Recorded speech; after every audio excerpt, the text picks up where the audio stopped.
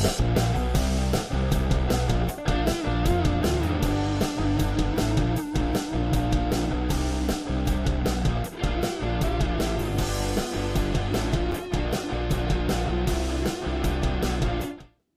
Mr. Thomas. Welcome Greetings. to what will be day 2 of Kentucky Downs. I know today is Friday when Tom and I are actually recording this.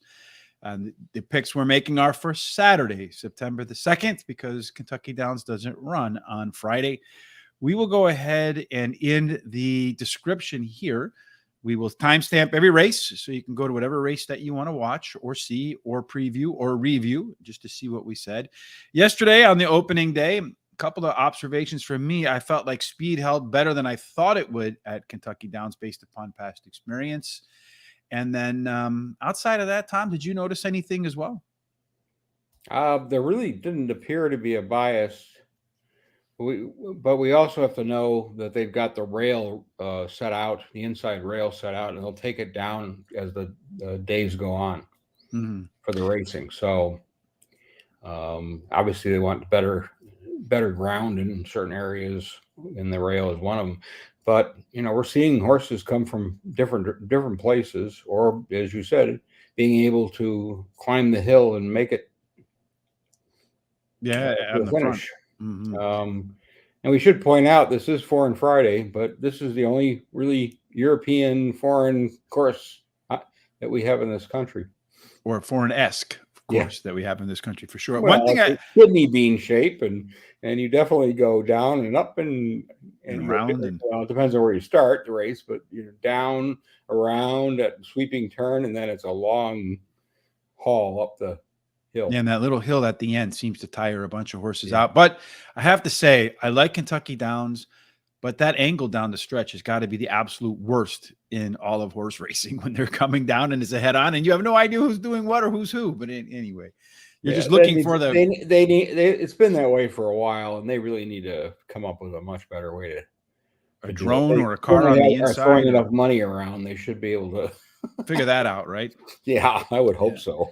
I would hope so too. Of course, I went through all the races yesterday. We'll talk a little bit about what we saw post position wise, but just off the top of my head, I can't remember a horse winning with a 1, 2, or 3 yesterday. I think the most inside post that won was a 4, but we'll talk about that in just a minute. You had you had a 1 running the money, and I don't have any 1s on top. I do have some as plays, but not for the win.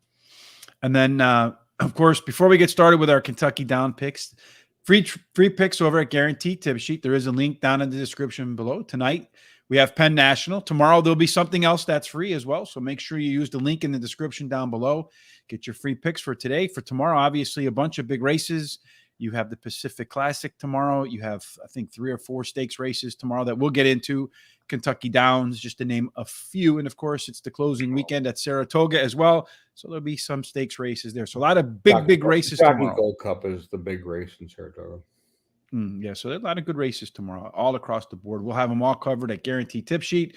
But today we are going to cover the races at there we go. Are you going to work? There you go. You're going to work for me. The races at Kentucky Downs for Saturday, starting off at race number 1, Thomas, and you are the honors. You get the honors of letting us know what the details are. This is a 1-mile turf race, of course, because that's all they have there. And we're going for $150,000, and we have the fun-filled 2-year-olds to deal with. Oh, yes. Just put the names in the hat, draw them out, and you might do good like that. So at a mile on the turf yesterday, day 1, you had 3 races, 2 stalkers won that were up to the lead, but not on the lead, and a closer. And the winning posts were 4, 5, and 6. So a little bit of the middle posts there, Tom. We don't have any because of the number of horses that ran in race first-time starters as well as horses with only 1 race. So we really can't put together anything in the way of our simulations. But we do have some picks. Quick note about our picks. About 20 minutes, a half an hour after the show is over, I will put all of our picks along with the comments over at horseracingtoday.net. Also, in my picks, I have a couple of extra in there because I included the also eligibles in my picks today because you don't know who's going to scratch and didn't make any wagers because we don't know who will scratch and what'll be there, and that would just mess everything up. So it's just straight picks today, Tom. So get us cracking with your first one for Saturday. I will. I'm going to start with number 8, Watchtower is my top choice. First-time starter for Chad Brown. 20% with first-time starters, 18% with debut turf horses. The works are average. They're all on the dirt. The breedings really shows turf. And yeah, it's a Chad Brown horse, so probably going to get bet down. If it doesn't, I will be surprised. Number 2, Fun Loving is going to be my next choice. The first start had some issues. The starting gate pulled wide, then stayed on for 4th at Ellis. Ran a pretty good race overall. I consider that a learning experience, and I think the mile will suit this horse much better. The works coming into this race look fine. Mm-hmm. And then I'm going to go to the inside, which not to win, but I think number 1, Moonlight Gambler. It was in the same race as the second choice was. Had a bit of a trouble trip also. Ran 5th. He was back by 9 lengths, but he made it up 9 lengths in the stretch to get a placing by 3 lengths. So I thought that was pretty good. Mm-hmm. Again, looks like one of those that, average workouts, but it's been okay. And to your point with the AEs, the 12 and 13 would be ones I would consider if they draw in. One is a Godolphin horse.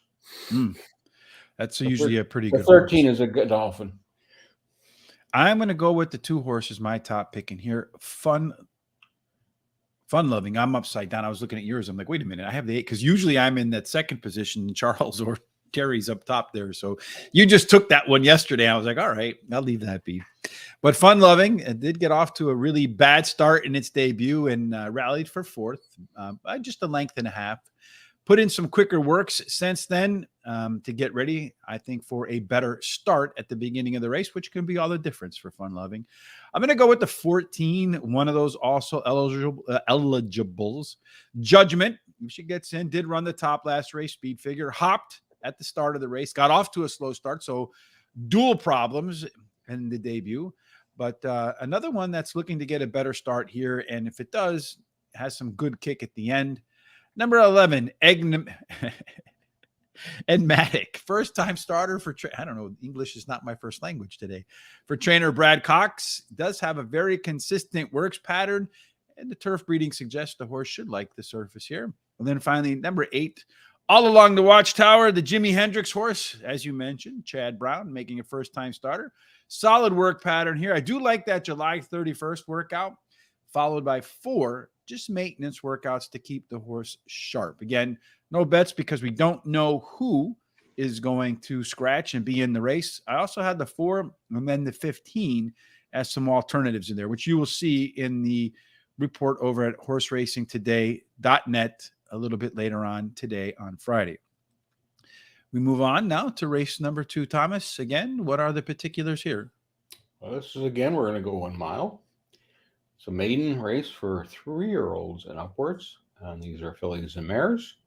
And again, we're back for $150,000, which would be the entire purse a day at Hawthorne. Well, they're trying over there. We had a good time when we went over to Hawthorne, and they're definitely trying to up their game, so to speak. Talked a little bit about the what would happen at 1 mile, at least yesterday. 2 stalkers out of 3 races managed to win, 1 closer in there, post positions 4, 5, and 6. Got all of the W's in this race too. We do have some simulations, 1,000 simulations using speed figures. Of course, these horses have a very limited data, so there's a lot of standard deviation, if you will, or error, margin for error in the data. But based upon those 1,000 simulations, we look to see who scores the maximum speed figure, add them up, see how many times out of 1,000 they would have won the race, and then calculated what we think are fair odds. You see here the 2 to 5, 5 to 2 morning line heckled. It looks like fairer odds are closer to 4 to 1. So maybe a little bit too much of a value there. Lady Emily Catherine, the 4 horse, does score here 2 to 1 according to simulation odds versus 9 to 2 morning line. So maybe a little value in Lady Emily Catherine. Another that might provide a little bit of value doesn't exist. We do 1,000 simulations using early speed to figure out which horses might be where at the quarter-mile marker. It looks like Spirit and Fire, 88% chance to have the lead. So very likely your pace setter here. We did see speed hold up yesterday. And then finally, C-Zone, something we've created on our own based upon our projected early pace over here. How likely the horse is to get a race speed and shape that favors their best races. Here you can see the 11 horse. What do you think that is? Nolani? 90% chance the horse will see a race shape and pattern that fits well for that one. So keep an eye out on these data, folks. It does tend to play out. We also do some pace handicapping here. Pretty even race. A couple that want to be on the front, the 11 and the 15. Do they have the early speed to get there? Probably not. So maybe a little bit of false speed from those. The 1, the 6, the 10, the 12, and the 16 want to be in the middle. And you do see quite a few of those numbers matching up in here. You got a few closers over there too. So if you're looking for late speed, this 4-horse, Lady Emily Catherine, one that we saw in the simulations, its early speed should put it closer to the front. A lot of upsets come that way, folks. You also see that it does some have the best late pace in there, along with Ethetric, the 3-horse, but doesn't quite have the early speed that some of the others do. Our total pace, if that's what you'd like to do, Chris Parmalu, the 4-horse, also one of the simulation favorites, scoring out as the best, but you can see probably about 6 in here, making it a very competitive race. Thomas, how did you rank them? I started with number 9, Ojema Bay. Ran 6th in the last race, lost by 15 lengths. It was its first start, and it was a Gulfstream. It had issues, bumping, just a mess. Last workouts have been at Saratoga. They've been on the training turf course. Well, they're not fast, but they are something to look at. They obviously feel this is a turf horse. Mm-hmm. You got 23-1 odds last time. I'd be surprised you don't have some kind of number like that this time. Number 3, Etheric. You too, huh? Etheric. I don't know. Yeah. It's 3. We'll go with that. That's easier. She hasn't raced since June of 2022, but she's never been out of the money in all her maiden races. And she even did it coming off a layoff. So it's one of those I can't leave off my ticket. There's consistency, whether she can win. Yeah, maybe this course will suit her. Mm-hmm. We'll see. And finally, I'm going to take number 1, Heckled. Of course, got the 1 slot, which I've now put 2 in the races. But I liked the move last time. I made a move, and then it got caught at the end. This is possible at this course, but it's a shorter race than last time. So maybe that mile and doing a little climbing will favor this to a much better finish. I like the 1-horse where you lift. Sooner or later, one from the rail has to win. They can't go without a W. I mean, I suppose they could in the short meet, but yeah, it's a top last race speed figure horse. Missed by graduating in the last 2 by a neck in just both of them. And last time out, the horse showed some major in-race improvement across the board. So if you look here, race number 2, if you look in all of these numbers right here, you'll see it went from 54 to 70, 57 to 74, 93 to 103. That's across the board improvement. I love to see that sort of improvement from race to race. And then you see here also on there, you got a real dynamic late pace number with 103. That's stakes caliber stuff right there, folks. If it can repeat that race right there, the horse should finally find itself into the winner's circle despite being in that 1 slot. I'm going to go at 16. They're also eligible in here, Blessing the Flag. One of 2 horses in this race that have a trip over the Kentucky Downs course finished 3rd in that race. And also pretty interesting that it's a 5-year-old, the only 5-year-old in this race. There's 3 other 4-year-olds, and everybody else is 3 years old. So should have a maturity advantage over the rest of the field. Number 4, the one that we saw in the top total pace horse, we see one with a very strong simulation, Lady Emily Catherine. Very solid run in its debut with a lowercase Z pattern. So what I mean by that is if you see here in the beginning, ran a 77, then a 75. So a little bit of a dip right there, right? So there's your dip. And then in the late pace, pick back up again. So that's what they call a Z pattern. It's a smaller one because there's not a big difference between A and B. But I do like the fact that the horse did pick up at the end of the race there. So you got some pretty good workouts between that race and today's run. And then finally, that 12-horse Spirit and Fire. Like I said, yesterday we saw a lot of speed hold up on opening day. I think this one could be, as you see here, out by itself and has some good pedigree for grass as well. So don't be surprised to see that 12-horse up on the lead. Maybe one of those horses that just fades at the very end, Tom, and gets clipped for third or fourth. Race number 3 is what we're going to do next on this 11-race card. Thomas, what about this one? This is a 6.5 furlong race. They're racing for $180,000. It's an allowance race. And the conditions are important to note because they are for horses that have not won a graded sweepstakes on the turf this year. So these are, you can have some decent runners in here who just not put it completely together yet. Yeah, haven't run on the, or have they run well on dirt? Group 1, 2, and 3. They may have done well on dirt, but maybe not so much on the grass yet. So 6.5 furlongs yesterday, opening day on Thursday, a handful of races. And of those, 2 of them went wire to wire.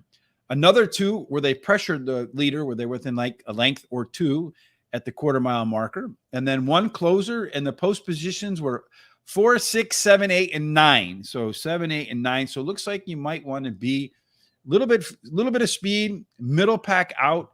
And according to our simulations in race 3, if that's what you're looking for, you're probably not going to find it, except for maybe the 4 Charcoal. But it does look like Arrest Me Red, the 2 horse, is going to be high on the front there. Also has a pretty good C-zone score. Not quite as good as Mischievous Rogue with the top C-zone score. It also scores well from the simulation odds, as well as Chasing Time, another simulation value right there. Our race shape for race number 3, this big allowance race, pretty well balanced. The 1 horse in here, County Final, being a lone EP. Those horses many times get good trips despite what they might look like on paper.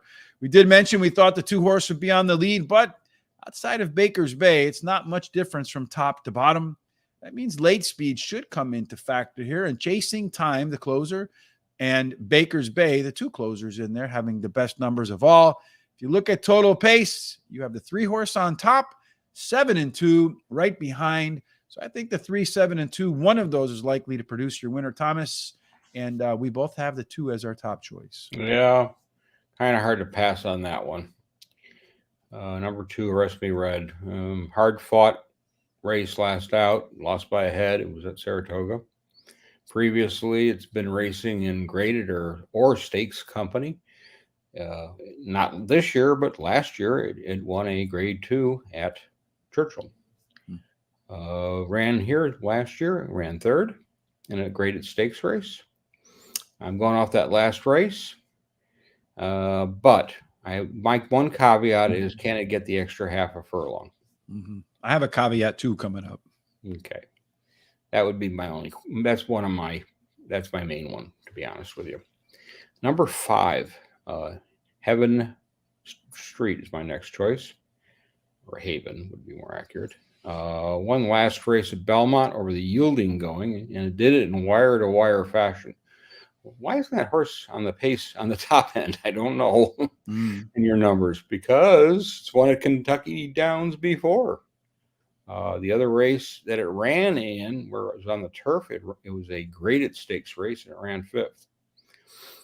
Change of trainers is interesting, from Brian Welsh to Mike Maker. You're not losing much there. No. In terms of talent. Has 14 runs on the turf. He's got 4 wins, 1 second, and 3 thirds. So he's been pretty good turf horse. Finally, I'm going to take number 7. Mischievous Rogue is my final choice. Won the last 3 races. 1 was on the all-weather and 2 were on turf. He's 1 off a layoff. He's one of these horses that appears to me to getting better with age. I can't leave it off the ticket based on that record. I mean, got 2 wins from 3 starts in the turf. That's pretty good. That is good. I started with Arrest Me Red too. Did run the top last race. Speed figure, you mentioned your caveat. Here's mine. It's making the second start off a layoff. And if you look through, and I'm big on patterns, because especially if they repeat, this horse did regress the last couple times it made a second start off the sidelines, and only a couple blah maintenance workouts. Does have a third at Kentucky Downs last year, and that was its career best speed number. So maybe a horse for the course. Going to be out front, strong C-zone. I like all that combination. Definitely one that will be competitive for the W. Heaven Street, it's been off since Independence Day, and back then it ran the tie for the top last race speed figure. A lot of really nice workouts getting ready, but much like the 2-horse, some concerns about its first race off a layoff. It hasn't really fired. Number 6, Baker's Bay, maybe a horse for the course. This one's got a win and a place in 2 races at Kentucky Downs. And unlike the 2 and the 5, its record says it's likely to be as good, but more likely better in round 2 out of the barn. Finally, the 7-horse, like you, Thomas, Mischievous Rogue, won 2 out of 3 of its races on turf. I think this one's going to be a part of the early pace as well, but also shown that it has the ability to close. So versatility in a race where if they run too fast, can wait off the pace. If they run too slow, can push the tempo. Very strong C-zone and an overlay as well. So 2, 5, 6, and 7 for me. And again, over on horse racing today, I will put all of our comments as well as a few alternative picks in about 20 minutes after we're done today. Race number 4 is next on our docket, Thomas, and it looks like they're going to run 6.5 furlongs again. They are. And I'm the wrong race. So let me flip there. This is a 6.5 furlong, as you said. It's an optional claimer for 62.5. These are for non-winners of 2 races other than maiden claiming starter or state bred, or non-winners of 3. And the other way to get into this race, if you want to run it, is put your horse up for the claim for 62.5. Yes, and we do have a few in here that are up for the claim. So if you're looking and you want to know, and this took me a while to figure out, if a horse is in for a claim, you'll see right here it says 62.5, right? That's the claiming price that we see up here. Mm-hmm. And as Tom mentioned right there, and if you look down here at the 2-horse troublemaking, this one's not in for a claim. Now, Tom, when you're doing your handicapping, how much do you consider if they're trying to sell the horse or not? It depends on how it's been running in the last. Are they looking to get rid of it because it's not doing anything, or are they looking to get a win and get rid of it, or are they looking to sneak it through? They're bluffing. We've seen that. Yeah, we've seen that more than a few times. Get a race, get a win, pick up a nice purse, which this certainly is, and move on and see what you can do later. I agree with that. Again, 6.5 furlongs, the 5 races yesterday. 4 out of the 5 were won by horses either going wire to wire or sitting right off the lead. 1 did manage to close. And then looking at the post positions, 4, 6, 7, 8, and 9 is where all the wins came from. So outside speed, Accomplished Girl does have some outside speed. Miner's Queen is a little bit towards the outside. Also a horse, according to our early pace, that should be in the mix as the gates open and the grass flies. Ton of horses in here that should like the pace. You see a lot of dark green, a lot of 70s and 80s in the exclusive C-zone score. And if you're looking for some value, does look like Accomplished Girl. That 10-horse does have 4-1 morning line odds. Looks like fairer odds could be closer to 1-1. Outside of that, it looks like just about everybody else is fair value, or you're paying too much for, Thomas. And then in race 4, our race shape, most of these horses are forwardly placed. You see all these wannabe pilots. These can pilot or co-pilot. Ps are co-pilots. PCs are flight attendants. They can be anywhere on the plane. Your closers ride coach, try to sneak their way into first class. There's a lot of speed here, Tom. So be speed of the speed. So you want to be out in front to discourage the rest. And the 7 and the 10, look at those hitting triple digits. Those both are stakes caliber numbers.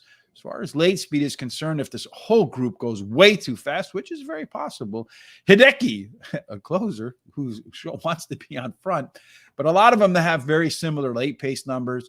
Looking at total pace here, Thomas, the 10-horse scoring 5 points better. So if the race ran to the total pace, it means Accomplished Girl would win by a length. Let's see if Accomplished Girl can get that done tomorrow, Tom. You don't think she will? No, I do not. I started with number 5, BG Warrior. She showed good speed her last out and faded. It was at Ellis. It was a 7 furlong race. She has one other start on the turf. She ran 5th, and it was in a stakes race. She's got one win, like to make it into these qualifiers, and was on the all weather and 4 placings. I think this is a class drop for her, and I think those 2 races that she's run have been pretty good. So that's why I was really impressed. Number 8, Zoom Aaron is going to be my next choice. She tried Stakes Company last time out, and to say it didn't go very well would be being nice. Lost by 12 lengths, finished last. 2 other turf races, though, are winning efforts. One was against older horses. Well, I think this one, getting out of the Stakes Company and into an optional claimer, makes much more sense. And if she's got another one is on your pace numbers and in the front runners there, she should be right up there. And my thing with her is, is she going to have something left at the end? Finally, I am going to take number 11, Mad Real Lena. Came off a layoff, ran 5th at Ellis, close to the pace, made a bid, and then it was done. That means to me, yeah, fitness. Needed 1, maybe 2. Since coming from Argentina, she has a very spotty record with some seconds and thirds, and yeah, she did run at Kentucky Downs, and she missed by a head. But off that last race, coming off the layoff, I really think she's got a nice chance right in here. I'm going to go with that top total pace horse, Accomplished Girl. Did also run the top last race, speed figure last time out. They're going to be forwardly placed. Speed of the speed versus a lot of speed should discourage a lot of others. I'm going to give it a try in a wide open race. The 13 American Starlight is next for me. This one is an also eligible Wesley Ward horse. If you look through the bottom line where all the workouts are posted, some really fast ones.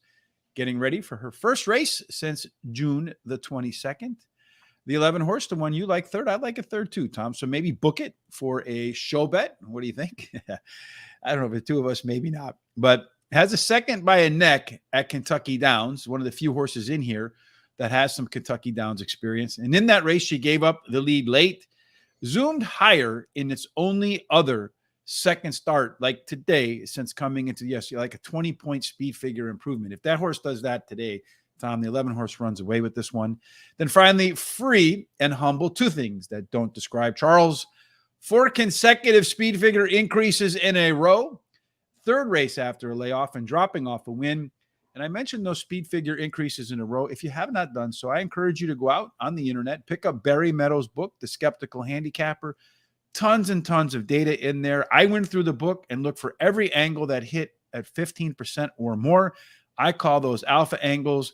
The speed figure increases in a row of 3 speed figure increases in a row or more qualifies as one of those alpha angles that wins at least 15%.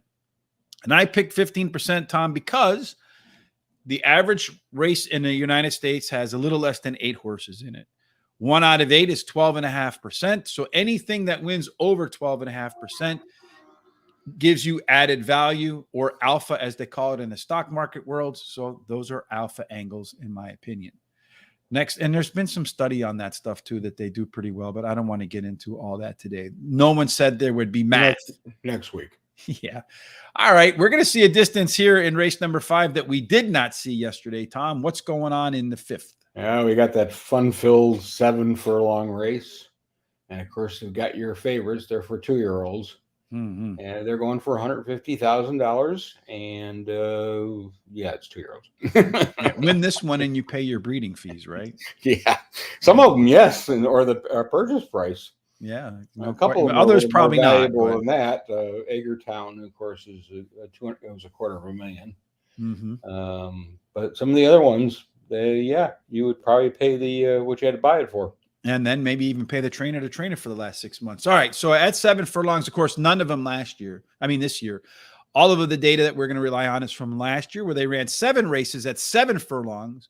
So some lucky stuff going on numerology wise there, I'm sure. Closers were the way to get there, although 2 of the 7 went wire to wire. So it's either be in the front or be in the back. Being in the middle probably doesn't work. So don't be lukewarm, be hot or cold. None of the 7 winners came off the rail. Post 2 and 3 posted a fair in terms of their win percentage. 4 through 7 was by far the best with the bonus, and 8 and over a little bit of a discount. So you're looking for horses that want to close, Tom, in race number 5, probably middle, 2 through 7. And here again, a race where we don't have a whole lot in the way of simulation data because too many horses making only one race or first-time starters. But of the horses that ran, we do have a sense of what the race shape looks like. And you see here, the 15 is the only one that showed it wants to be forwardly placed. It should be forwardly. Look at that number, Tom.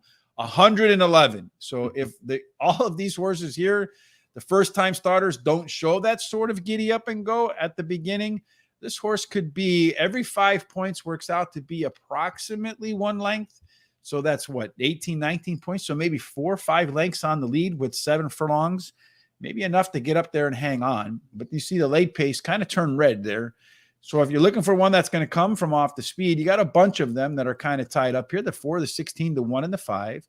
And that quartet also looks like it makes up the total top pace horse, although the 15 sneaks in there, Tom, with all that early speed. So if that 15 can show some late race stamina, we both might be going, what the hell were we thinking? Mm-hmm. Well, I do have 2 horses. If they come off the list, the AE list, I would have to consider. One is the 13 with being gelded and they're putting blinkers on, and the aforementioned 15, Candy Corn, ran a nice front end race. We'll get hung out wide, but maybe 7 furlongs is the right distance. But I didn't pick any of those. I didn't pick those because I stuck with the ones that are actually in the race right now. Mm-hmm. And I'll start with post position number 1, which I may regret. We might, because they don't win very much. They didn't win last year at that position, and they didn't win so far yesterday. So one of us might get lucky because I picked the one earlier on. So let's see if that's kind of like winning the lottery. I don't know. Anyway, go ahead. Well, yeah, it is.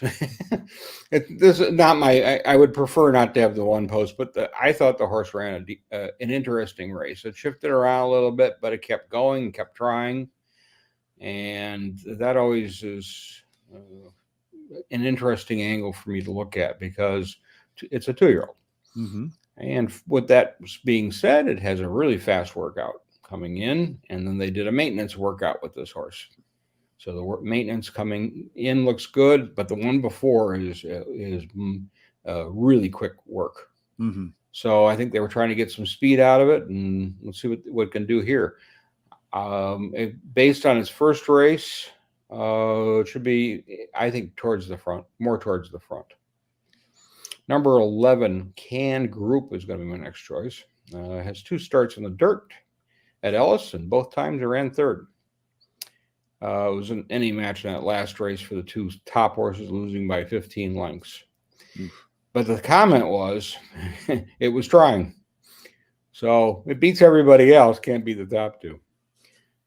Breeding suggests turf. There's winners in the family. This is a Mark Cassie horse, and he usually can figure stuff out. Mm-hmm. Number 5, Augustine Red, is going to be my final choice. Ran 3rd in her first start. And what it did was interesting, was it cut the corner really nicely. So on the inside, and then got up for a placing. The workouts are average, but the trainer, Eddie Kennelly, with second-time turf starters, he's a 33% rate win from 6 starters.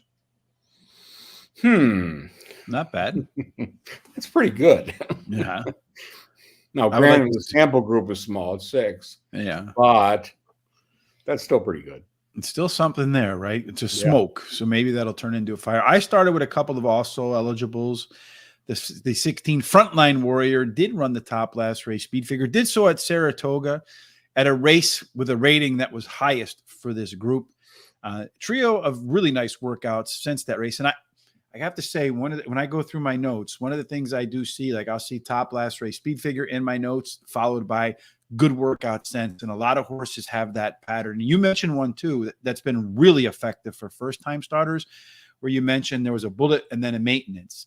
I've noticed that with first-time starters, if there's a bullet, maybe you got the bullet and go, which is the last race was a bullet. It's another Barry Meadows Alpha Angle. But I've also been noticing in my comments where there's a bullet, maybe 3 or 4 workouts back, or a really swift one, second fastest of 65, something like or that. even farther back.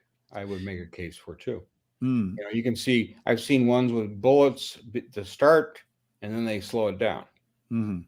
So you got 5 works that are slower, but you got bullets in the back, and sometimes those horses can sneak in at a good price.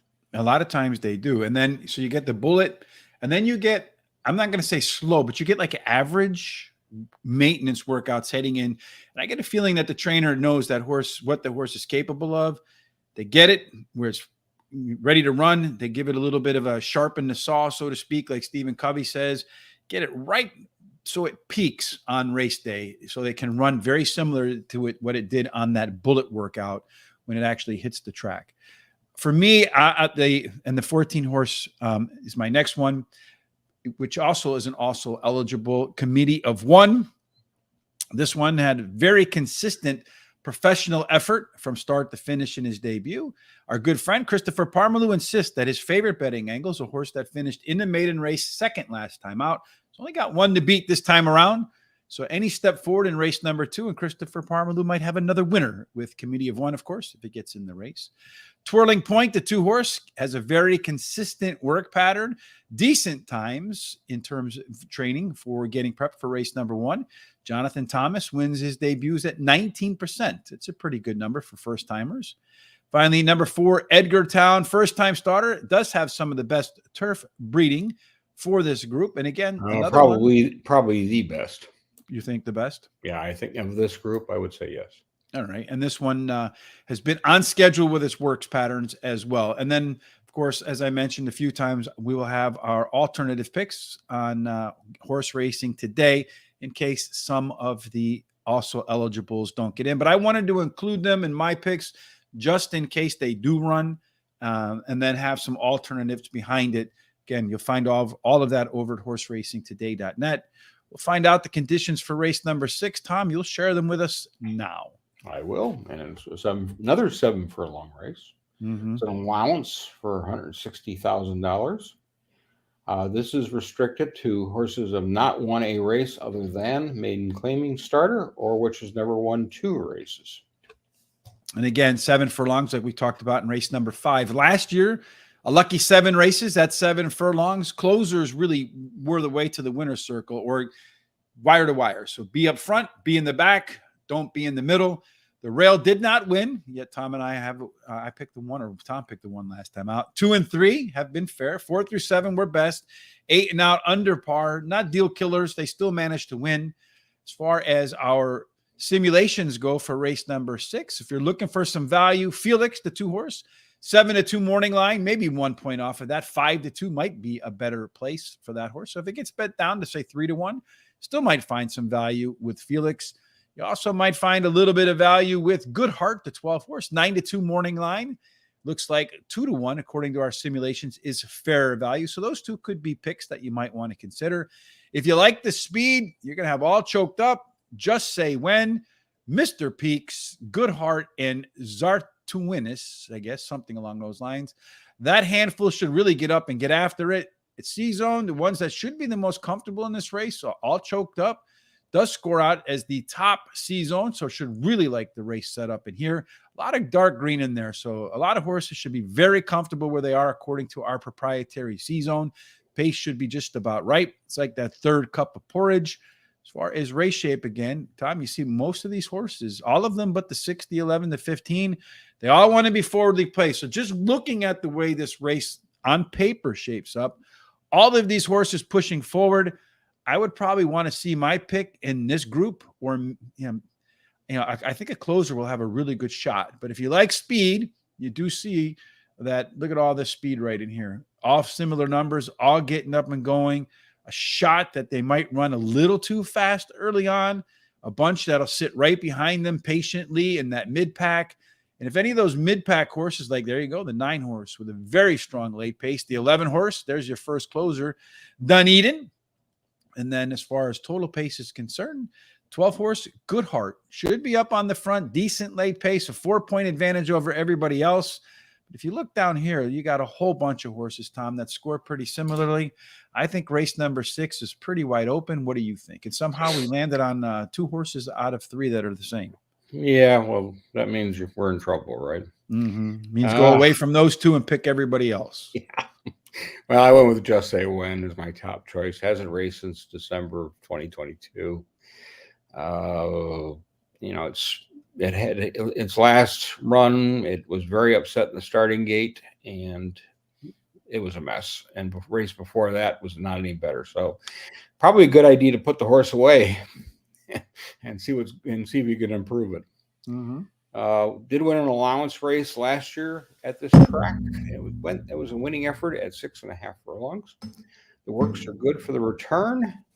And this is one of those ones I go, is this the spot they're picking to get started? And they won here before. Why not again? And you have people who don't know anything about horse racing in the name of Mike Maker and Tyler Gaffalion. So, yeah. Good combo right there. Yeah, that's not bad. Next one I'm going to take is Gatlinburg, Borg, whatever. Number 3. Gatlinburg, isn't that like a town in like Tennessee or something? Yeah, like Tennessee. Yeah, where they have like country music festivals or something. Yeah, I don't know about that, but that's just, Pigeon Forge is where Dollywood is and all that stuff. It's in that general area. Well, this horse was a failure on the dirt, so they switched it to the turf in a 1-mile race, and we went wire to wire, and it was the favorite and won. So it's 1-for-1 on the grass. Another factor that has to be considered is they took the blinkers off in that race. I wouldn't be surprised this horse won again. Number 12, Good Heart, is going to be my final choice. It's won 2 races this year at Ellis. One was a starter and one was a claiming. Both of them went wire to wire. And when it switched to an allowance race on the turf last out, had some issues in the race. And it got trapped on the inside. There was no room for it to get out. And it looked like the jockey had a horse under him. It won a maiden race at this track and ran in a stakes race here. But, yeah, those didn't do very well in a top-end allowance. So, but also hadn't been running that as well. This interesting jockey going to be on there. He knows a few things about European riding. Jamie Spencer has come over. He's got a couple of rides, and he's going to ride for Brendan Walsh in this race. And I think this is his first race, so to get a run over the course. Well, he's been on the up and down courses his entire career, so this shouldn't be a big deal for him. Yeah, those European jockeys should be very familiar with this type of footing. And it's going to be a little bit wet. I don't know what the weather's supposed to be, but if it is, they'll still run on turf. Firm. Yeah. Just Say When, the 4-horse, the one that you picked first. I picked first, Thomas. Did win, as you mentioned before, at Kentucky Downs, but what stood out for me was its career best speed number by a pretty decent margin. Horse is making its first start after a layoff. It's done this where it's made a fresh start 5 times so far. Does have a pair of wins. Both of its career wins came first up. Does have a pair of seconds as well. But 10th in the last time the horse made a fresh run. I think you mentioned that they put the horse to the barn after that. So maybe something went wrong. Yeah, there was something not right. Number 12, Good Heart. It's another one that's 1-for-1 at Kentucky Downs. Of course, on the grass there. Was an easy debut for that horse at 1 mile. This one's all or nothing. Should be on the lead. And interesting to note that Tyler Gaffalion is going to ride the 4-horse, as you mentioned earlier on, for the first time after riding the 12-horse for its two of its 3 wins. So I wonder if Tyler had a choice in that or not. If he did, it might be a bit of a tell. Number 11, Dunedin, lone win, came at Kentucky Downs in an allowance $250,000 race. And that last race, if you look at it on paper, you might be a bit discouraged, but it was better than it looks because he did run some of his fastest fractions to date. And then finally, number 2, Felix, going to try grass for the first time, been a very consistent performer. really highly probable that the horse does show more in round 2 off the bench. And we'll see if the horse runs angry the first time it's been gelded, Thomas. And, and I've mentioned a couple of times horses today that had some experience on the Kentucky Downs turf. And yesterday I did talk a little bit about a book by Mark Kramer called, Thoroughbred Cycles. And just coincidentally, he's talking about these short kind of meets like you have at Kentucky Downs.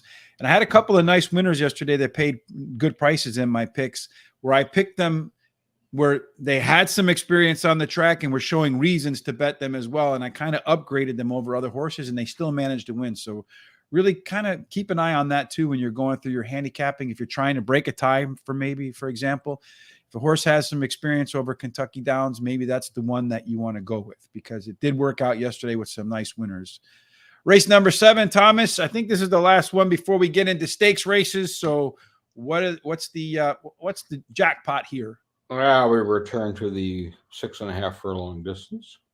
We're going for $150,000, and this is a maiden race, and it's for 3-year-olds and upward.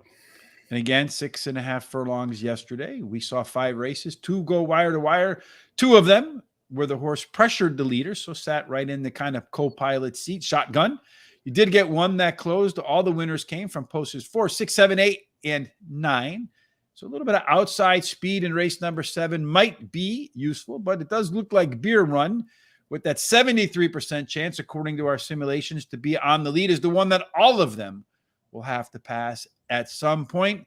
Elegant Trip offering a little bit of value if you're looking for value horses. 7-2 morning line. Looks like 3-1 is a closer to fair odds for that horse. Straight and Level, the 12 horse, 6-1 morning line, also offering some value at probably right around maybe what is that? We're about 3-2, something in there. Yeah. And then finally, you're looking at Bay Lounge, the 15-1 morning line horse. That 7-2 looks like a little bit of fair odds. And I do like this combination, Tom. We've seen this a lot on our shows. Very strong C-Zone. If you're new here, C-Zone is our own data. It measures how fast the pace is likely to go according to our simulations, and then how likely the horse is going to like that pace. You have a overlay with the strong C-Zone. That combination has pulled off many long shot winners, Thomas. As far as the race shape is concerned for race number 7, you got a bunch that want to go up front and a bunch that want to be middle back. So if you got some speed and you have some late legs, a chance to go wire to wire, Beer Run and Cigarette Boat, 2 early speed horses, should be the ones that pull the cart early on. Of those 2, it does look like Beer Run has a little bit better late legs. Does it have the late legs to keep up with everybody who's coming down the stretch late? Middle of the pack stuff, not too far off the leaders in here, though. Straight and Level should be forwardly placed as a PC type. So if all of these go too fast, can be right behind that wall of speed. If they go too slow, can still push forward and still have enough late energy to get the job done. That combination makes it the top total pace horse by 7 points, Tom. As you get closer to 10, doesn't necessarily mean you're going to win the race, but does mean it's one that you should highly consider in your picks. Maybe wheel it in an exacta, in a trifecta, and see if you can pull out a winner. You don't like the 12. I do. I think we agree on one horse here, the 9. So tell me why the 7 at 20-1 morning lines is going to be the winner. Well, last time out, it was on the all-weather. It was wide. It dueled for the end, but I didn't finish. The other 3 races were on the dirt, and to say they were nothing special is being nice. You've been nice to a couple horses today, Thomas. Yeah. Good gate work coming into this race on the all-weather. And guess what the breeding says? Turf. Well, I don't know why they've been running this horse on the turf to begin with. It says it's going to like the green. Mm-hmm. Number 9, Spanish Doubloon, is going to be my next choice. The first start of the season was for the 3-year-old was yuck. Bumped several times, showed some early pace, then went the other way. Better trip. If you toss the turf race, the dirt race, he's been running okay on the turf. But as we know, not a winning effort. His best run, ironically, was at Kentucky Downs. And keep that in your thoughts. He used that. I think it was more of a prep race and a little foundation. That last race was at Saratoga, so he's running against okay company, and I think you got to consider that horse. Finally, I'm going to take number 2, Most Saturdays. The form and the comment lines are interesting because he's saying he's trying. Which is, and interestingly enough, he did win a race, but got disqualified in one of the fairgrounds. This is I think your classic cloud runner. If he isn't in the rear of the field, I will be absolutely amazed. And they're switching distances, 2 turns to a sprint. He's run well in sprints. He missed by a half a length. So he ran second. Got to think about that. Well, you think he'll be in the back, Thomas? He will be in the back most Saturdays. It looks like he'll be maybe he's 4 or 5 lengths. In the back, something's wrong. 4 or 5 lengths off, it looks like, and then does have some of the most late pace in there. So he'll be definitely hoping for the group to go too fast and then use that late stamina and energy to bring home a piece of the pie. I like the 12 horse in here as my top choice in the 7th race. Straight and level. Did run the top last race. Speed Figure missed by just this much in its debut. And then on that top last race, Speed Figure built on that with a bullet workout on August the 14th and then a maintenance work. So there you see the sharpening the saw, maintaining. I think that horse is going to come back sharp in here, Thomas. Beer Run. Wesley Ward horse. Can't avoid Wesley Ward horses at Kentucky Downs. Been very consistent on the track. Some really good workouts getting ready for the first race since the middle of July. Spanish Dublin. That's the one that you like for second. I like that one for third, Tom, in here. It's the only horse in the race with Kentucky Downs experience. It was second by a nose, a little bit. If it got first-time Lasix like it is going to get today, might have won that race. Finally, number 1, Cigarette Boat. This horse is making its 3rd start after a layoff. Has some of the strongest C-zone in here. Ran some faster fractions last out. Again, showing improvement. And then afterwards has a bullet workout between race. A very strong indication that the horse Cigarette Boat remains sharp, top form, and ready to go in race number 7 at Kentucky Downs on Saturday. Let's find out what I think we're going to have a series of stakes races now, right, Tom, for race number 8 forward? Yes, indeed. So the first one up is what? It's the Gun Runner. We'll call it 1 mile. And it's a mere $1 million race. Yeah, a little bit of money. And this is restricted to 3-year-olds. And then the Gun Runner. A lot of people love that horse, Thomas, right? It's one that I hear a lot of people talk a lot about. Yeah, and he's produced runners on all surfaces. 1 mile on the turf yesterday. They ran 3 races, 2 of them on opening day, 1 from a stalking position, although speed kind of did hang up in there. A closer made out the 3rd race there. All the winners came from posts 4, 5, and 6. So maybe a little bit forwardly placed in race number 8. Might not be the bad place to be, but it sure looks like Gaslight Dancer is going to get on the front, and everybody's going to have to chase Gaslight Dancer down. Also scores pretty well on the simulation odds. Tom, look, 15-1 morning line. According to 1,000 simulations, that should be closer to 5-2 to 3-1, somewhere in that range. Another horse with an overlay, according to our simulations, is Wadsworth. The morning line favorite at 5-2, looking like maybe 8-5, 9-5 might be a little bit more close to fair odds. As far as your C-zone scores go, look, you have the 4, the 8, the 9 to 10. Put those 4 together. You might make yourself a nice C-zone trifecta or pace shape for race number 8. Again, everybody wants to be middle forward for the most part. So a little bit of early speed in here. You do have one horse, which I call a Sesame Street horse. If you remember that skit where they would say one here doesn't look like the others. The 2 horse certainly doesn't look like the others as the lone closer. Definitely hoping all that group in front of him goes too fast. Early on, Gaslight Dancer, just like we saw in the simulation, 4 points better than the next horse, Talk of the Nation. So maybe about a length, 3/4 of a length ahead of the pack at the quarter-mile marker. As they come down the stretch for home, their favorite, Wadsworth, 5-point favorite over the rest of the group in here, although most of them have some late juice. This race looks competitive on a total pace basis as well. You have, 7 horses here, 6 horses that are within 10 points of one another. Very competitive spot for the $1 million gun runner, Thomas. And we both landed on a 15-1 morning line. Yeah, we did. Number 3, Gaslight Dancer. First start of the season was in a stakes race at Saratoga. He was bumped at the start. He moved within a length and a half of the, and then kind of just evened out. He's run the mile distance once in his life. It just happens to have been in the Breeders' Cup Juvenile Turf. Not a bad race. No. And he had post 14. That's helpful. Yeah. Very useful. Mm-hmm. And he ran 6th. So, they're pretty good overall. Yeah. And he went off at 66-1. Not bad.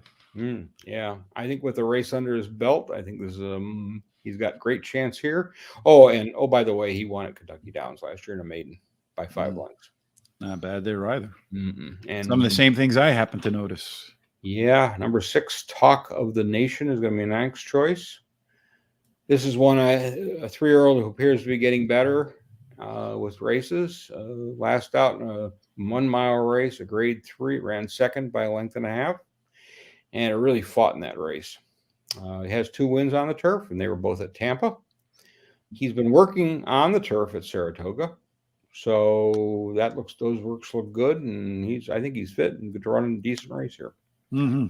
And I will take the favorite, number 9, Wadsworth. He's gone off of the favorite in his last 3 races. He's missed by a nose in one of them and won the other 2. You know what? That makes him a money burner. Yeah. Mm-hmm. These were, good money races, good fields. Yeah, he's also running the all-weather. Done okay. And by the way, he's owned by Godolphin. Yes. They don't own bad horses. Not many. Not many at all. Yes, they're very good at what they do, and they tend to dominate over in Europe too on the grass. So it wouldn't be shocking to see them do well on a European-esque grass course here in the States. Funny, Tom, it's a race that we think both of us probably lean towards wide open. Even looking at the morning line odds, 5-2 is not the strongest favorite. Next up, 3-1, and then everybody else kind of going up the board pretty quick. So our simulation, the odds say wide open race, and somehow we have the same 3 horses, just a little bit mixed up and a bomb at top. So for me, Gaslight Dancer, this is a horse that does have an opportunity to improve in its second start after a layoff. As you mentioned, Thomas, it did win its only trip at Kentucky Downs. There's $250,000 prize for that race. And all of these horses in the field, all 10 of them, only one of them has experience, and that's at Kentucky Downs. It was a win for Gaslight Dancer. Number 9, Wadsworth, is a nose away from winning 5 of its last 6 races, so you can't say the horse is not in form. Did win its last 2. What I like about this horse is last time out, Thomas, it ran a little bit longer than it did in the prior start, but despite going longer, actually ran faster fractions. I love to see a horse go longer. This one's going to make its 3rd start off a layoff. It's been 50-50 on that. One time, the horse really improved, and one time it really regressed. So this will be the tiebreaker for Wadsworth. Number 6, Talk of the Nation. Some really nice workouts, prepping for the first race since July 7th, and he's proven that he can win with some time in the barn with a little R&R. Then finally, Major Dude, the 10 horse in here. If you look at it, its past performances, I think 8 of the last 10 races are all graded stakes races, and one of them was a non-graded stakes race. And in every single one of them, Tom, maybe doesn't win, but very competitive for the W in there. This horse can be at times brilliant early in the race, so it can show a lot of, and then kind of fade a little bit at the end, or it's shown some brilliance at the end of the race. If today is the day he puts brilliant A plus brilliant B together, wouldn't make easy work of this group, in my opinion, but so far hasn't been able to piece 2 parts of a race together with brilliance, connecting to brilliance. Race 9 and 11 race field, Tom, another stakes race in here. This one is the Music City. Oh, no, this is my favorite name, and people might not know, but it's actually a fan company, right? Yeah, big-ass fan, it is. Mm-hmm. They make these huge... They make big-ass fans. And they use them a lot in the in the stabling areas and to keep the horses cool. Yeah, showing my maturity with Big Ass being a good friend. One of my favorite. It's one of my favorite. What is it? The Breeders' Cup, right? They have the Big Ass Breeders' Cup Mile or something like that. Yeah. Anyway, This is going to be 6.5 furlongs. We've seen a few of those. This is a grade 3 race, and they're running for again that mere $1 million. Nice chunk of change. Let's see if we can go fund me a race for the folks at Garrett Horse Racing today. $1 million race between me, you, Tom, Charles, Sean, Jamie, Julie, and everybody else who participates around here. That would be fun. 6.5 furlongs again yesterday, opening day. Mostly speed got up to the front. One managed to close. All the winners came from post 4 and out. 6, 7, 8, and 9 collecting it. So outside, middle to outside speed in the Big Ass fans might be the way to get to the winner's circle. Plenty of them have some speed in here, Thomas. American Apple showing some early pace, along with Determined Jester showing some early pace. LJ's Emma. And then it looks like the quickest of them all, if it gets into the race, will be Playlist. Good shot to be on the lead. If that one's out, really should accentuate the opportunity for American Apple. As far as our C-Zone scores are concerned, you got a trio in here really scoring best. Determined Jester. So maybe one that can be forward. A Seed doing pretty well there too. And Mohawk Trail. Well, everybody else might find themselves a little bit uncomfortable with the way this race plays out. If you're looking for some value in here, Thomas, LJ's Emma, the 10 horse, looks like one of the morning line favorites at 7-2, maybe 2-1 will be a little bit fairer odds. And if Playlist does scratch in, the horse looks like 8-5 is about fair odds, but the morning line maker put it at 9-2. So maybe you catch a nice price on Playlist. And sometimes those also eligibles do end up getting good odds because bettors forget to handicap the horses out there. Right. Which is a mistake. You should handicap every horse in here. This race, Tom, everybody wants to be middle back. So the 4 and the 6, the two that want to be up front, if they can get up front on decent fractions, they'd have a pretty good shot to stay there. Looks like of that, it is the 6 horse, Determined Jester, American Apple, Playlist. Some of the names that we talked about in the simulation, those 3 should be forwardly placed, the 16 being a PC type. And that's going to be an ideal setup for that horse if it does get into this race. Late speed, if that's what you're looking for, Malimu. Say that one 5 times real fast, Tom. It's interesting, though, that the horse wants to be on the lead to win. And it doesn't look like it's going to be there. So maybe a little bit of false speed. Does have some late speed in there, Tom. Total pace belonging to the 16 horse Playlist, scoring 7 points better than everybody else. Again, when you start getting close to 10 points, I've noticed a horse that definitely will contend, maybe not your winner, but a horse that should be in your exactas and trifectas. Tom, I put it up top. You got the 3 horse Queen Picasso. Yeah, I'm going to start with her. She ran second in last race on the turf at Woodbine. It was a grade 3 race, going 1 mile. The race before this, she was at 7 furlongs, and she won it at Belmont. What really jumped out at me was that last work. 47-4 breezing on the Saratoga turf. That's quick. That's quick. Mm-hmm. And Christian Comlot is going to be using Jamie Spencer to ride. Next one is going to be number 5, Mama's Girl. Her last race was at Newberry. She ran 7 furlongs. And when she was asked to go, she lacked room and got carried out and lost by a couple lengths, but still managed 4th. Early in the season, her first race, she won a 7 furlong race, and that was in a Group 3 at Newmarket. Which is in England. Mm-hmm. These are all England. And then they got aggressive, and they put her up against Maja, who won the Guineas, and Tarari, who won a bunch of races and looks like one of the best 3-year-olds there. And swinging along is pretty good, too. Mm-hmm. I think 6.5 furlongs is a really good distance for this horse. And I think the firm course will help. And Florent Giroux picked up this mount. Decent jockey. Yeah. He's won a few races. And finally, I'm going to take LJ's Emma as my final choice. She's won the last 3 races at 5.5 furlongs, and just been keeping one of those improving horses.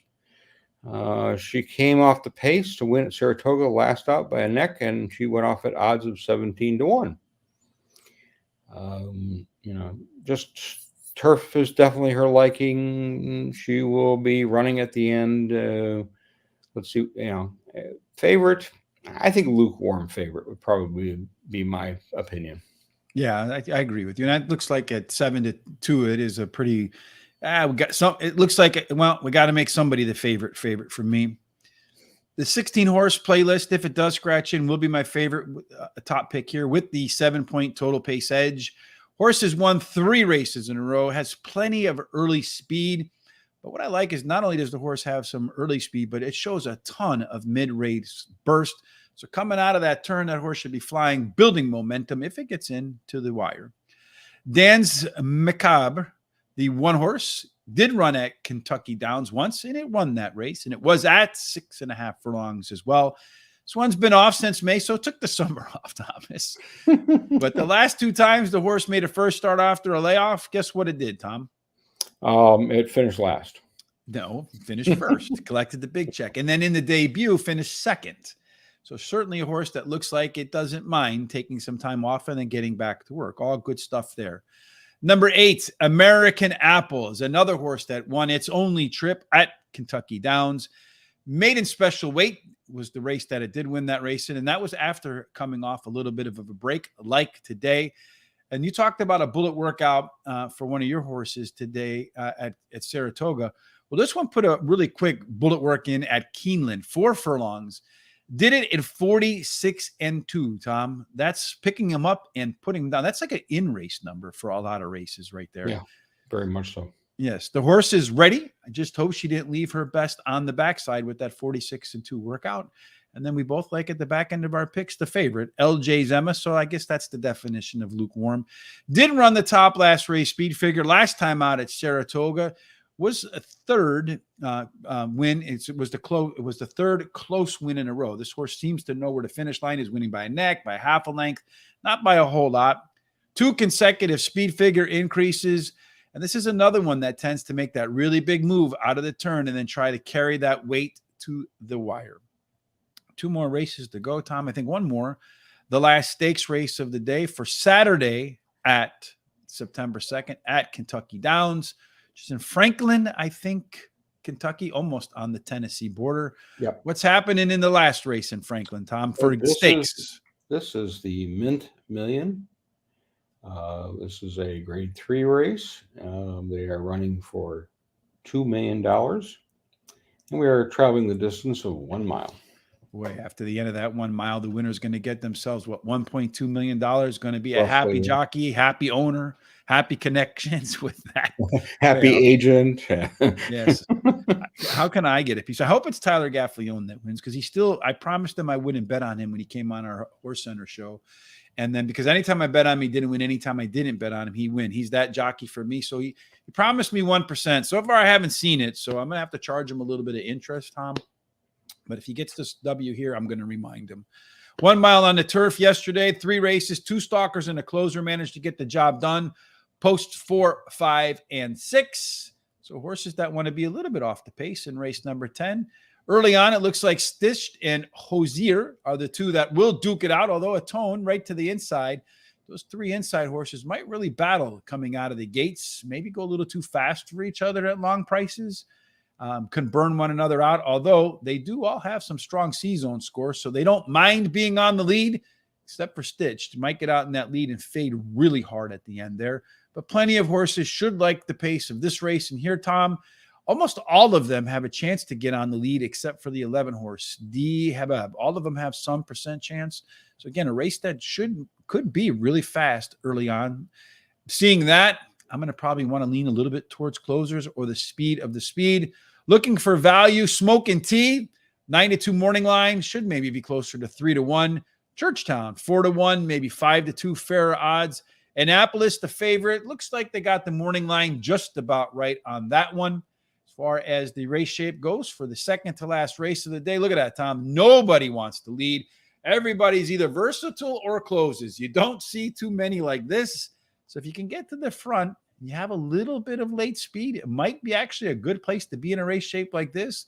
In Annapolis, should be pretty well positioned as the favorite in there. You can see everybody's kind of tightly bunched up, except for the 11, maybe the 6, the Foreign Invader in there. Maybe a little bit of late legs could be the answer to the question here. And you do get that Dahabab with 100 points, which is a stakes level late pace number. Get her number, Grace Fable, a couple of others in here. Again, pretty tightly bunched up, except for the 2, 3, and 6. We don't know what the 6 is going to bring. I think I read that it does like to come from off the pace. And yes, it comes from off the pace. And then finally, the total pace, Churchtown, Smoke and Tea, Get Her Number, and Annapolis, all kind of in the same zip code with each other, although Dahab not all that far off there, Tom. This is a race. I was curious what you were going to do with that foreign horse, and you put it on top. I did put it on top. Number 6, Ancient Rome. Started its race career in France. Obviously was purchased. It was sent to England. Got Charlie Hills as the new trainer. He puts the horse in a Class 2 race at Goodwood. It went off at 33-1, and it won. It was racing in decent company in France, but the only win that to me was important is that an allowance race at Chantilly. He's competitive. I mean, that's just the way it is. And you look at his record, 15 starts. He has 5 wins, 3 seconds, and 2/3. Nice. One of those wins is on the all-weather. Jamie Spencer has this ride. Number 8, 8, Churchtown is my next choice. Last race was at Woodbine. It was in a grade 2. And to say it's a very strange race is go watch it if you don't believe me. And the stretch, the stretch was just weird. Ran 4th, lost by a length and a quarter. He got it together late is the best way to describe it. That's what he does in a lot of his races. But he does like to race a little towards the lead in the past, and then in the last race he raced in the rear. So are they playing with it? I don't know. But on Derby Day, I ran in a race against Annapolis, and it lost by a head. Mm-hmm. Record at 1 mile is a 1 win and 3 seconds. In 4 starts, right? Yeah, 4 starts. Mm-hmm. So if this horse isn't battling at the end, there's something wrong with it. And finally, I will put Annapolis as my final choice. This horse has only run one bad race in its career. Mm-hmm. And it just happened to be in the Breeders' Cup Mile. Not the place you want to run a bad race. No. It's lost to probably the best horse in the country right now at a mile on the turf. It's Casa Creed. It's racing behind 4-star in the 4-star Dave race in Saratoga. He's a mid-pack type. They'll be bunched up, I think, as your shape shows, and he will be right there. The question is, will he like this course? Yeah, I think he'll do all right, Tom. In his 3rd start after a layoff, I put him first because the only other time the horse ran a 3-race cycle, it was the best of the 3. So I expect some improvement. As you mentioned, Tom, this is a legitimate horse. On the turf 11 times, 6 wins, 4 seconds. At the distance 7 times, 3 wins, 3 seconds. I mean, the horse is going to compete here. The question is, does it win, finish 2nd, finish 3rd? Do you backdoor it? Do you single it? What do you do with Annapolis here? The 5 horse for me, Smokin' Tea, getting the 2nd call, was much better early pace numbers through the first half mile in its last race. So when we had on Craig Milkowski from Time Form US, he said, pay attention to the early and mid pace numbers. If they improve, it's a sign of a horse that's improving. And another sign that Smokin' Tea is getting better, or at least very fit, is that it has a bullet workout between races. Churchtown, that 8 horse, has also 8 high quality starts, maybe 9 in its last 10 races. As you mentioned, Tom, when it did square up against the Annapolis, just missed against that horse. So we'll see if maybe it can make up that little bit of ground today. And then finally, a horse for the course at a big price, Thomas. Max KO, the 12 horse, getting that dozen number out there. 7-year-old. He's been on the Kentucky Downs course 2 times. Thomas, he's undefeated, so he's going to look to make it 3 in a row in Franklin, Kentucky. Anywhere else, the horse has run 43 times, managed to score 10 times, so still one that likes to find the winner's circle. But I'm going to go for the horse with the course at a big price, and hopefully it comes home in the last $2 million stake race of the day over there. Before we get to the last race, Tom, I want to say thank you to Bobby Heighton, Jeremy Mitchell, Miguel Alamanza, Philip Perkins, and Dara Buba for the thumbs up on Facebook.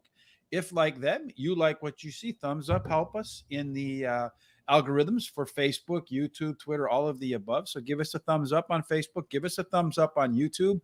Another quick thing you can do, too, is if you go to our YouTube page, if you like what you saw here today, and I like what we're doing so far, Tom, I feel like we're putting together a good show. You can go here. You'll see if you click on the videos right here, there's a share button. Kindly hit the share button. You'll see, copy the link, and then put that on your social sites. So all your friends that are going to play Kentucky Downs tomorrow, make sure they know about what we're doing here. If you haven't done so already, hit the subscribe button, hit the bell so when we go live, follow us on all of our social sites below. Horse Race, the number 2 day, TikTok, Twitter, Instagram, Facebook. What else do we got, Tom? I don't know. Threads. There's a whole bunch. All of the above. Manja. I don't know. Yeah, so make sure you do that. We appreciate Mastodon. Yeah, wherever you can find social stuff, we should be there. And our Swiss Army Sean does a fantastic job of putting some great content out there. Yes, so make sure you go on Facebook and tell Sean how great of a job he's doing. Final race of Saturday, Thomas. We get off the stakes races, back into the maiden stuff, and what's going on for the final definitely time. Change gears. We're going 6.5 furlongs, like we haven't seen that before. We're going for that maiden price of $150,000 again, and this is also for 3-year-olds and upwards, and they are restricted to fillies and mares. Yes, and to sound like a skipping record from the 1970s, day 1, 5 races at the 6.5 furlong distance.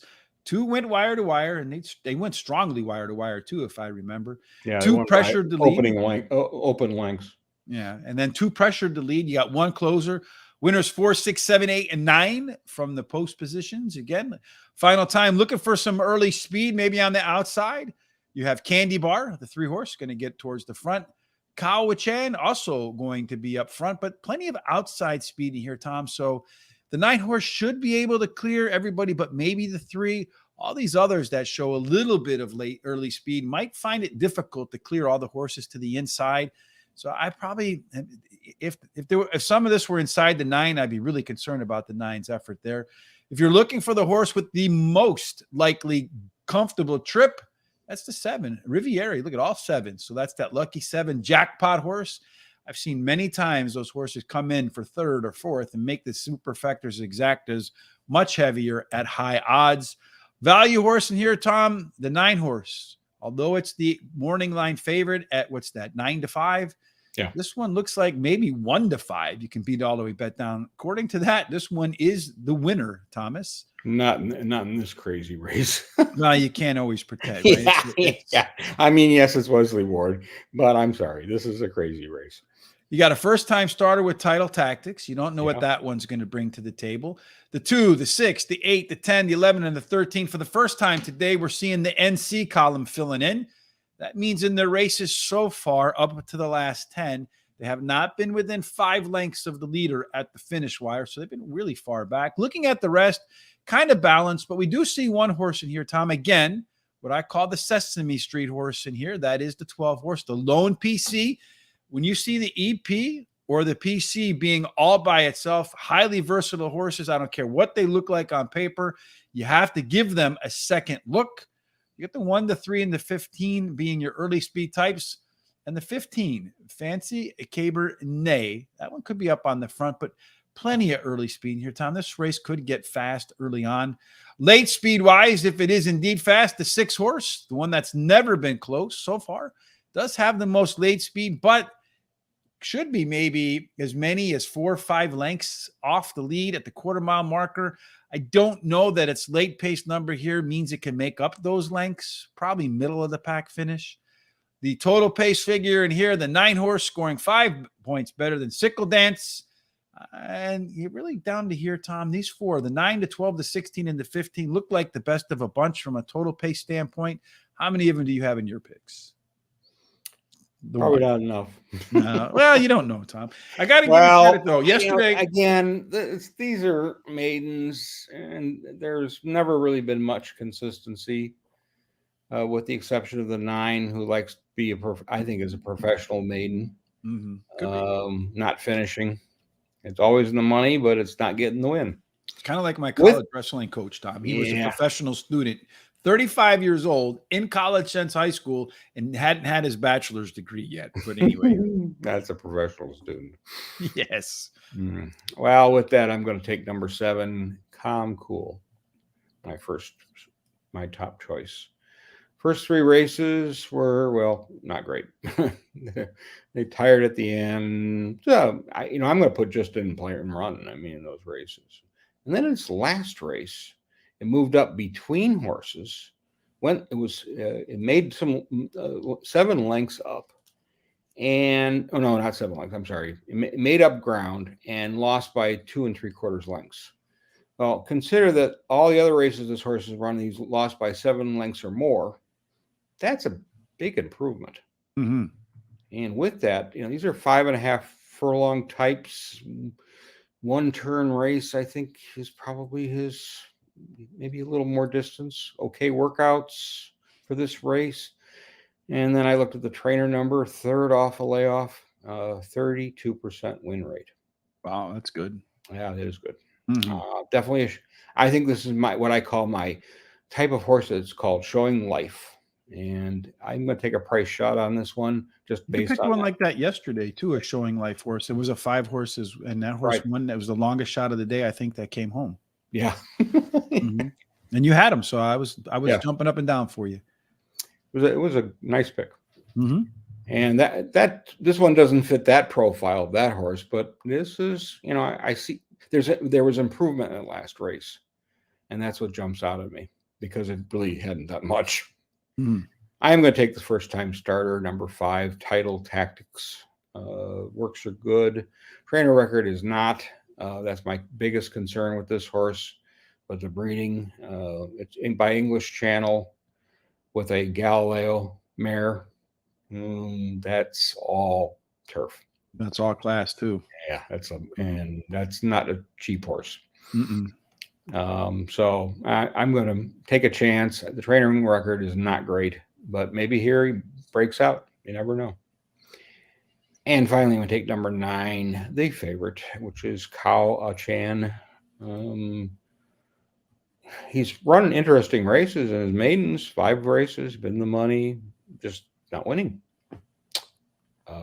He's an expensive horse, to say the least.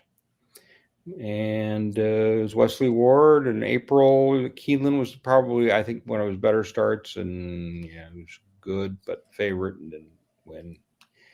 So I put that in the professional maiden category, and I think it's going to be tough for that one to win. You think it's going to be tough? He's going to stay in the professional maiden class. I'm going to go. I think so.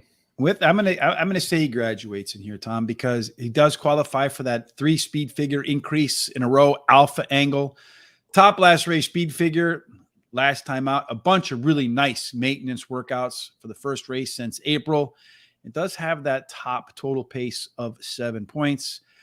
Also eligible for me next up is Fancy Cabernet. That's a wine, right? Cabernet? Is that tricky?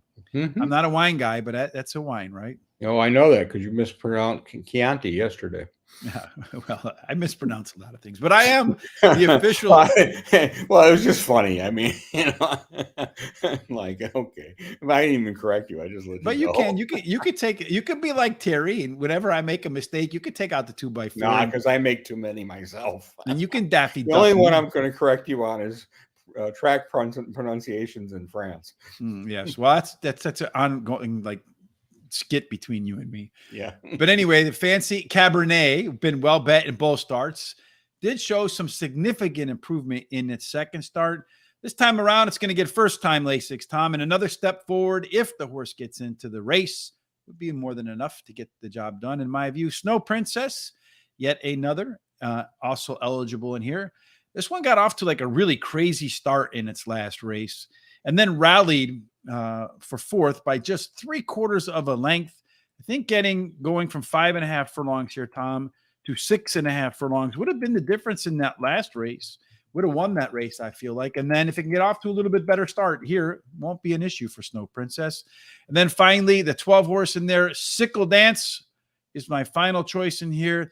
This horse did something that you don't see a lot of horses do in their debuts, Tom. It kind of ran up and then it got ran by. And a lot of times when horses in their debut, when they get past, they give up. They're done. This horse decided to re-rally, so it showed something that I like to see in horses, and that's heart. Coming off that race, I think the horse will be more confident today.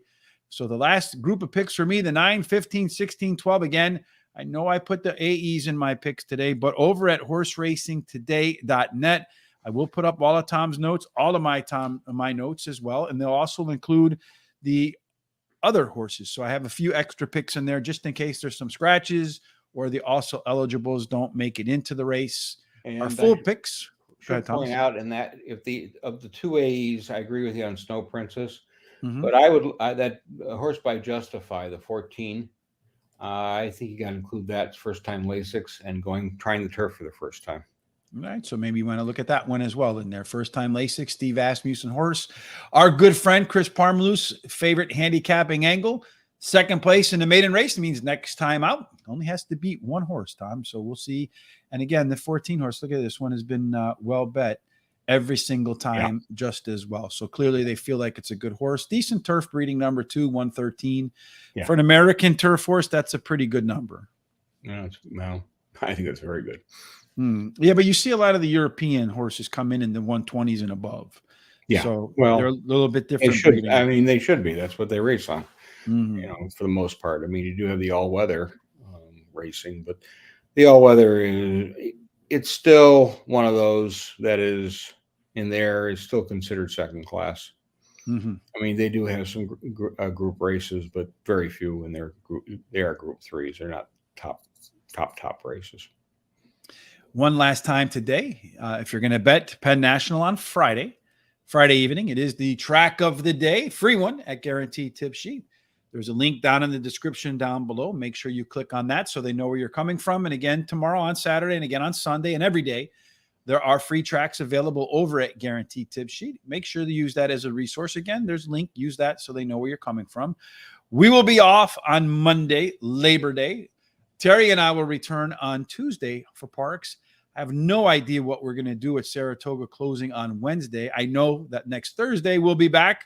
Thomas will join us as well, along with Charles for week 2 at Kentucky Downs. Maybe a little bit of twist to what we're doing there, but we're not quite sure on finalizing that. We'll let you know as it approaches. Of course, we'll have Horse Center next week on Tuesday and Wednesday at 8 p.m. Not quite sure who the guests are. Our friend Sean, again, will post all of that good information on our social sites, scrolling down below. All right, Thomas, it wasn't Foreign Friday, but it was sort of a Foreign Friday. I picked a few foreign horses, so I don't know if that qualifies. But, I mean, because of the amount of money that they throw around at this meet, it's kind of hard to pass not covering these races. And probably next Saturday, we'll look at it again. Either that or we're going to head to Ireland for their Champions Day. Yeah, what we do, we certainly will have our options open, but got a feeling we'll probably do Kentucky Downs again next week. Till we get together again on Monday, and folks. They race tomorrow on Sunday too. Remember that. Yeah, we can do that too. No matter what you're doing, have a very safe Labor Day. Be careful out there. As always, enjoy the food, enjoy your family.